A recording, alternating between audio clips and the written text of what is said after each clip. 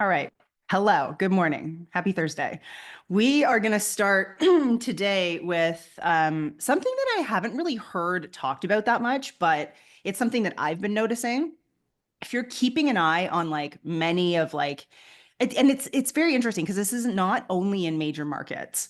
We're starting to see this in kind of all markets, which is that the average age of the really top successful agents, especially the ones that are like kind of newer, like have kind of feel like they've come out of nowhere, the average age of those agents is skewing younger and younger. Now, this is not, if you are older, this is not to tell you that, well, this isn't for you anymore. That's not what I'm saying. But what I do want to kind of dissect or talk about is why. Why are we seeing like a younger demographic versus Murray? Murray's saying he and Frank need to retire. Frank, he's making this about you. Um, the reason why we're seeing this and and why this is it's been such interesting data because it's always been historically the opposite, right? And it's funny because a lot of the time from stage when I'm first opening an event, especially if it's a seven-figure like business focused event, I always ask the question, if you close your eyes and you picture a seven-figure agent, what does that agent look like? And so often it looks like an older white dude for so many people. And so what I love to do is start to talk about like that's the first issue that we need to tackle is the fact that you didn't close your eyes and you didn't picture someone who was you or someone who looks like you. Right. And so what we're seeing what we're seeing now is that traditional idea or that traditional image of what people see as the typical seven figure or like highly successful agent is actually no longer as accurate. So we're seeing a tremendous amount of transfer. There's two reasons. The first one is, legacy teams, right? We're starting to see some legacy teams that are transferring over to kids. So we're seeing like, parents who've built really big businesses who, their children have grown up in the business and like the parents are retiring and then we're seeing the transfer of that team over. But that's not who we really want to talk about today. What we really want to talk about today, or who we really want to talk about today, are the people who kind of seem like they've come out of nowhere. And we're seeing more and more of those people coming out of nowhere. And there's a reason for it. So traditionally, even when I got my license in 2005, there was a narrative of how you become successful. And the way to become successful was to build a repeat and referral business. And I'm not saying that that's not the case anymore, but that idea of you build a repeat and referral business, you work your network, you become like someone locally who people know and recognize, all of those things. Now, to do that really successfully takes 20 years for most people. For most people to get to a point where they're doing multiple hundreds of deals a year takes 20, 30 years. I've seen it because my mom is of retiring age in real estate right now. And so I've seen the way that her business grew and expanded and what that looked like. And so for pretty much all of history or all of recent history, the way that people were growing their businesses was taking advantage of slow growth over time. I do 10 deals this year. I really work my repeat and referrals. I do 12 deals next year. I really work my repeat and referrals. I do 14 deals the year after. And so that element of growth was the way that people grew their businesses. And so the thing that has disrupted the way that traditional real estate businesses have been built is the internet. It's the internet and social media. So the opportunities that are there and are new are available to everyone. But there's been a lot of stubbornness and there's been a lot of resistance to change that has happened with certain age demographics and up. And I see it every day, right? Even people who are like, yes, I'm going to embrace social media, they do it only up to a certain point because the mindset is still, I have to still do all of the traditional stuff. So if you're still doing all of the traditional stuff, you're only able to allocate a certain amount of time, energy, and money towards this specific, faster growing opportunity. So when we think about it that way, and we're thinking about, okay, if I have 8 hours in a day, and let's say 4 hours of it is client focused, I'm going to break my other 4 hours into 2 hours digital, 2 hours traditional, or 1 hour digital, 3 hours traditional. The younger agents who have grown up with a phone in their hands are doing 4 hours digital. And so if we think about how they're allocating time, energy, money, they're allocating time, energy, money in the direction of something that actually has faster opportunity for growth. And so because of they're growing faster. They're also embracing technology in ways that a lot of other people aren't. And this isn't because people are stubborn. This is just purely because of mindset. We all grew up, or the majority of us grew up with, I get my real estate license. I join it. I learn as much as I can from a mentor who's probably 20 to 30 years older than me.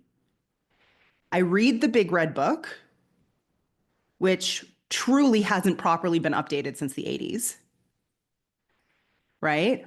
And so all of that initial mindset that we have been ingrained with, I'm no different. I am 100% of the same era. Was you get to a certain level in business, you hire an assistant. Then when you can no longer when your assistant can only do a certain amount, you hire another person. Now, what that doesn't take into account is technology. So the younger people and some older people who are going all in on technology and innovation and leverage. And when I say leverage, I mean tech leverage because, and I've said this a million times before, there's so many people who are spending $20 an hour paying someone to do a job that a piece of tech can do for $500 a year. And so, or even if it's $2,000 a year, it's still tremendously cheaper and also more time efficient. So this is why we're seeing this age skew younger because they're going all in on the things that are making them the most efficient and they're not holding on. And I see this a lot. We see a lot of like holding on for dear life to the old stuff because it's all people know. And that's okay. I get it. Change is really friggin' scary. And I remember when I first started really, really focusing digitally, you know, it felt wrong.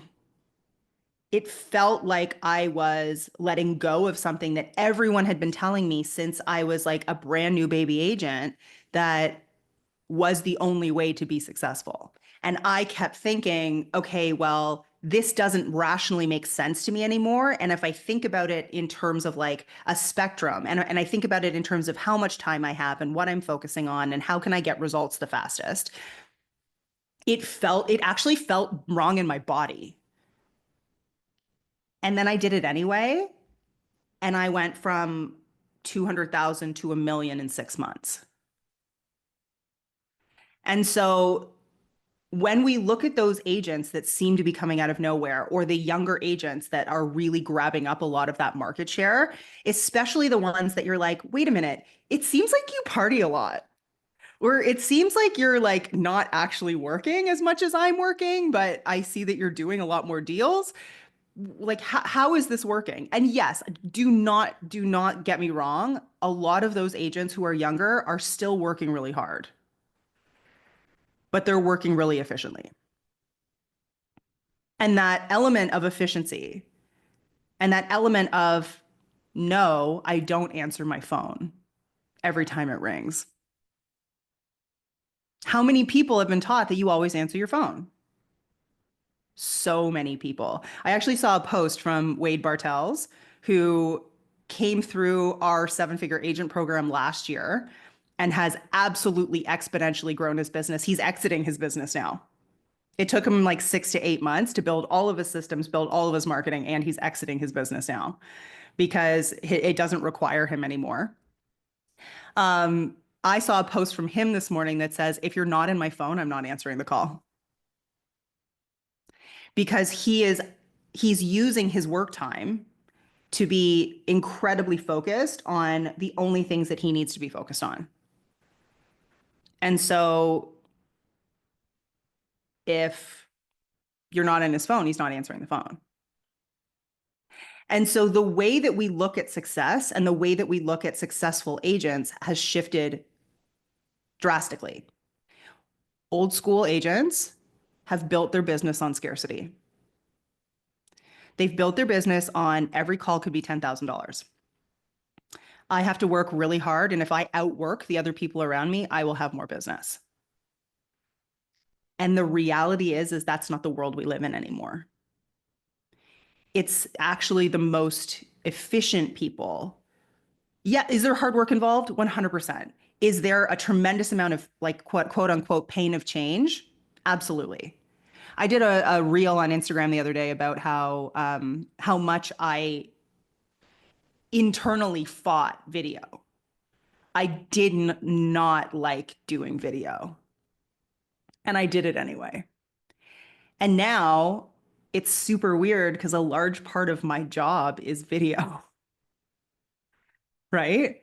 I get to be essentially like the voice and the dancing bear of a company that frankly kind of runs without me. So there's this element of what are the younger agents that we're seeing coming out of nowhere or building really quickly? What are they doing? And what they're doing is they're going all in on the things that are the most efficient and the fastest. Does that make sense? I've been thinking about this so much, which is why I wanted to do this one today, is because the more data that I pull and the more conversations that I have, it's so interesting to see how quickly this is happening. Chris, has anybody ever told you you look like Gary Vee? Because you do totally, Chris Callan, you look like Gary Vee. Every time I look at your face, I'm like, he looks like Gary Vee.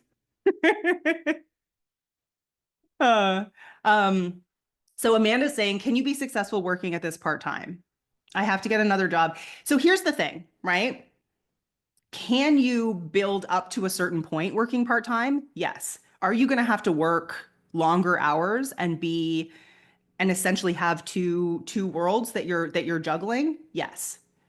But you're going to need at least 4 hours a day.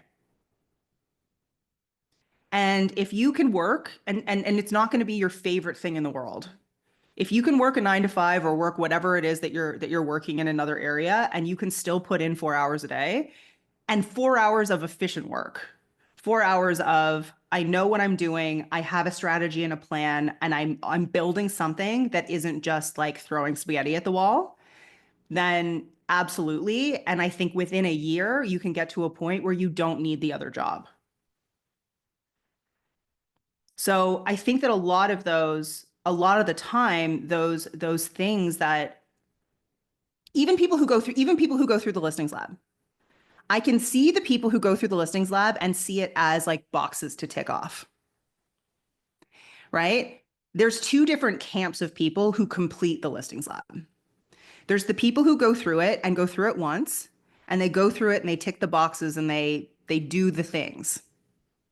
And then there's the people who live and breathe it, who go through it and become great video marketers and really like are constantly working on their messaging and are testing things and are like are giving it more brain space than others. And those are the people who that's the kind of attitude. And those are the people when I say like, oh, such and such person went all in, you can buy a program and complete a program and not go all in.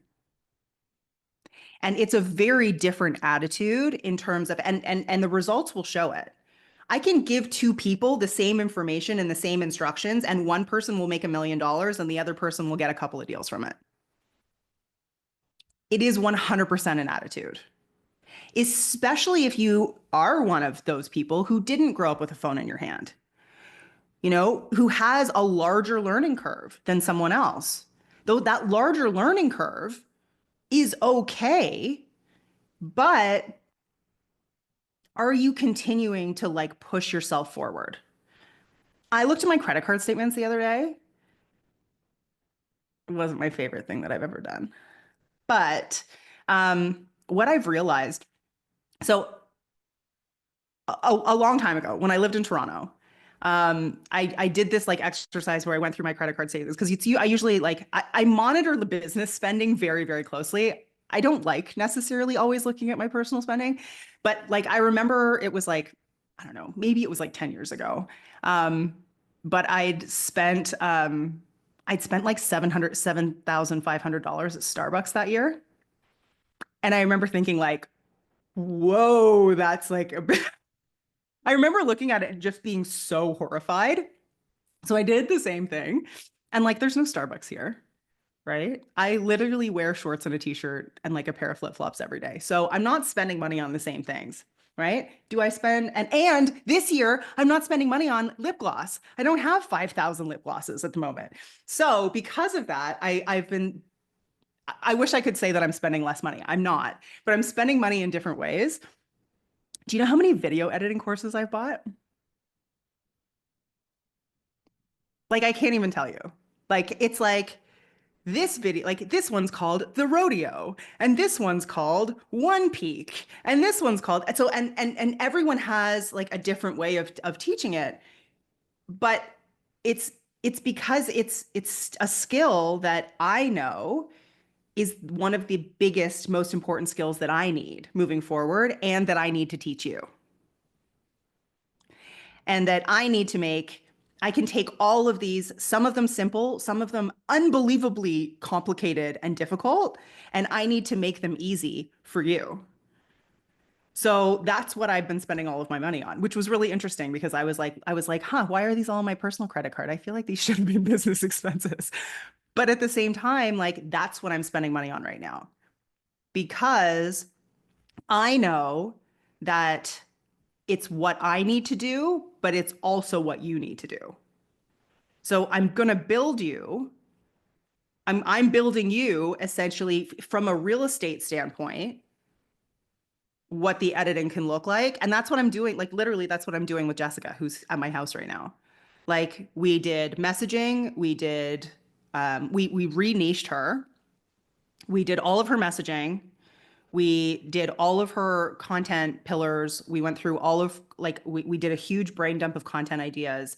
I showed her how to use the AI that's in the Listings Lab program.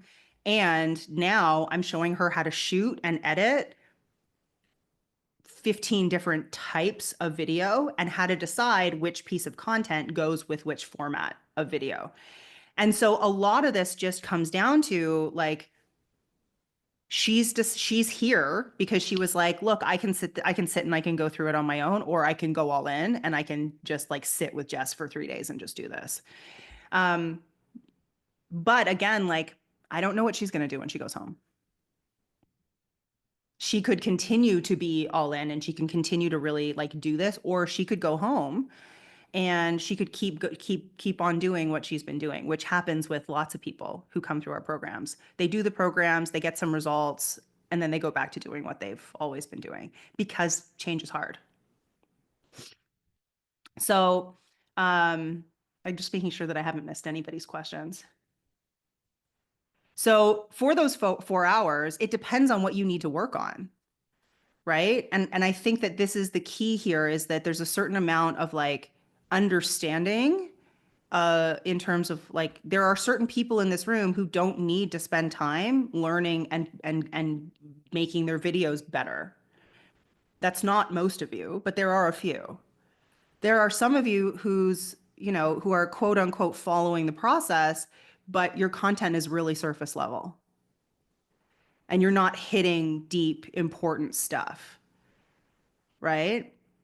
I think that like there's a certain amount of like I would say like self-awareness that we need to have in order to realize where we actually need to be spending time and where the work actually needs to be done. Again, it's like the difference between someone who like becomes obsessed and lives and breathes the program versus someone who's just ticking boxes.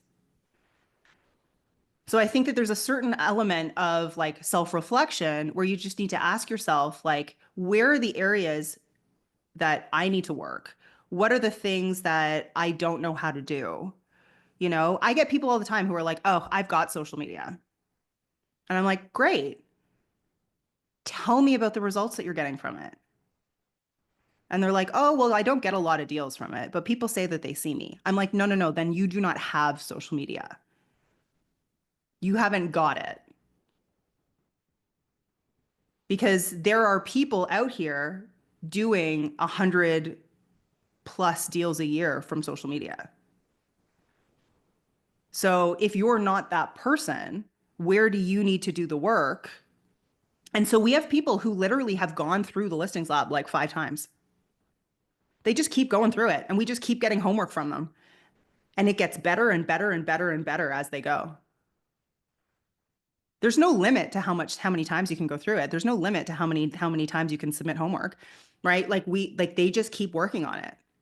I even have people who will email us and say, "Look, I know what it takes to get something approved. I want you to be really hard on me." I won't get frustrated. I want you to be really hard on me and I want you to go through my homework like I'm Jess. Like I don't want you to let anything get through that isn't like absolutely incredible. So, there's different ways that you can approach this, but it all comes down to like you need to go through your business or your marketing or how you're generating business right now and really prioritize how you're spending that time and how all in you really have been. No, Maria, that's not going to work. So she's saying, I've been stuck with the videos. I'm thinking making them all B-roll. This is exactly what I mean. Like, I can't, if you're not going to just do it and do it all in, like, it's not going to work really well, right? Can you do some B-roll with text on top and a trending audio? Sure. But even with those, the text on top needs to be banging. Like, it needs to be good.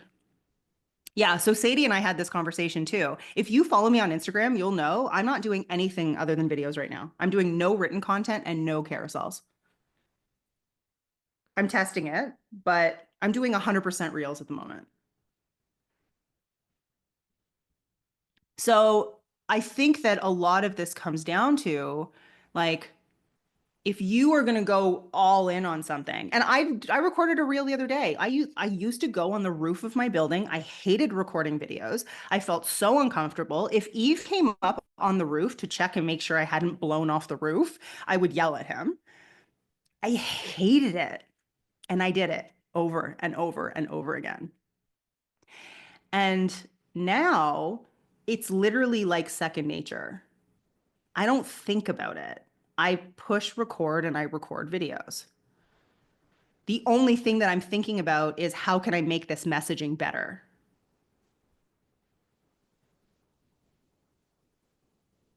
Yeah, Maria, we can talk about it. If you want, you can do it with someone on our team or you can do it with me.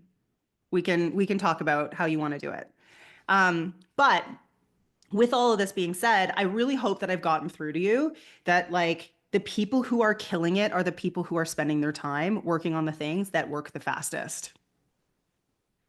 Because I think that that's also something that is really difficult. And I get so many emails from people who are like, I believe everything that you say, and it makes so much sense to me. And my broker is still telling me that I need to door knock. And I'm like, okay, but your business and your broker's business are not the same. I'm like, does your broker own part of your business or does your broker process your deals? I think people sometimes rely on a brokerage for way too much guidance because the people traditionally, I'm not, this is not everyone, but traditionally, the people who are running brokerages nowadays had successful real estate businesses 20 years ago. And I want you to think about 20 years ago and how much the world has changed in 20 years. It's insane. And so everything that worked really well 20 years ago, that's all they know and what they can really like focus in on. So they can only teach you what they know. They can only teach you what they've done and they're not in the business of that's not their business anymore. They're not in it every day the way that you are. So I think that a lot of the time, like I had someone the other day who was like, should I change brokerages? I'm like, no, you don't need to change brokerages. Like, don't waste time changing brokerages. Does your brokerage do a good job for the things that you need them to do? If they do, fantastic. Stay where you are and like put blinders on.